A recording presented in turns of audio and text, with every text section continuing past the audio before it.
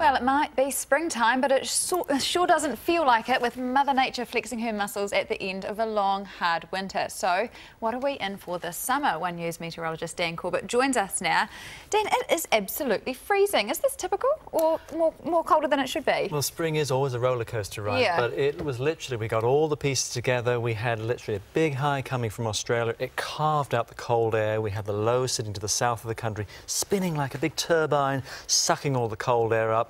Opened the floodgates, boom, up it came, and of course there we were yesterday. Remember the squally showers that came through Auckland? We saw the snow on the desert road, and then in some places, in the afternoon yesterday in Auckland, people were outside and it was bright sky, up and down like mad. But that can be the volatile nature of spring, and it's always right around the equinox, equal day, equal night, where you just get the weather just going like Mother Nature's taken her toys in the pram and said, "Yeah, what's this?"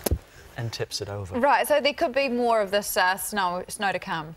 Well, this rest of this week quietens down. We see the high build in. It's just, and our weather is always driven by where the air comes from. So this time it'll be more of a westerly direction. We'll probably get another storm system in maybe another few days. Where that one comes from probably won't be as mean as this one. But it's as we run through the next few weeks, we start to sort of slowly even things out, because it's the ups and the downs, the colds and the warms. But eventually, and all the rain. Yeah, then you just start to get some quiet weather. And if you remember, even going into like the likes of early last summer, it was always Mother Nature takes a bit of time to just sort of get into the new summer wardrobe. And she did even last year, just because our weather, we're surrounded by water. Where we are, we live in such a volatile, all the weather systems coming at us, but it does.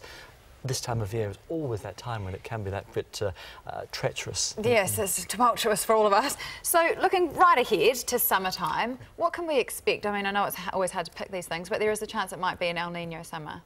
That's something, and people say, well, El Niño, what is this? Summer, it's always difficult to say months and months in advance, because sometimes Mother Nature, she makes it difficult for us to look more than a week or even 10 days in advance. Sometimes it's difficult a few days, but when you're going months in advance, all you can really look at is the trends. So we look at what's happening in the weather, what's happening in the atmosphere, or more particularly the water. So when people hear the term El Niño, and climate scientists around the world have been looking at the El Niño developing. Think of how the Pacific Ocean is a big bathtub, and you put loads and loads of warm water on one side, and then you just spread it out.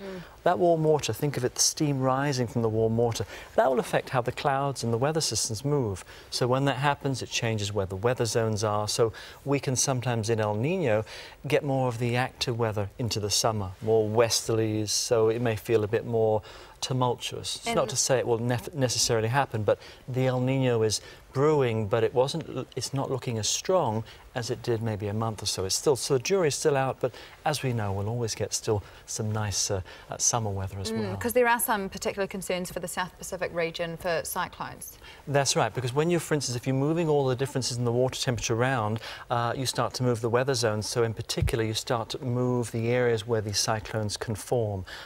If an El Niño was to develop, the formation region for the cyclones could be further east, maybe some of those eastern islands. But again, where they form, you always need the right conditions, warm water, lighter winds aloft for them to get their spin and develop. And of course, they will then move on. And as many as we see will depend on the El Niño, if it develops, how big. But all that said, we're still going to get some nice days where Sam's going to wheel out the barbecue and we'll have nice weather. You've just got to make the most of them when you get them, don't you? That's right, that's right. Yeah, it just might take Mother Nature a bit of time to sort of get the calendar in the post and say, it's July or January. You got a barbecue, we'll have to have a fine day. One News meteorologist Dan Corbett, thank you so much for the explanation.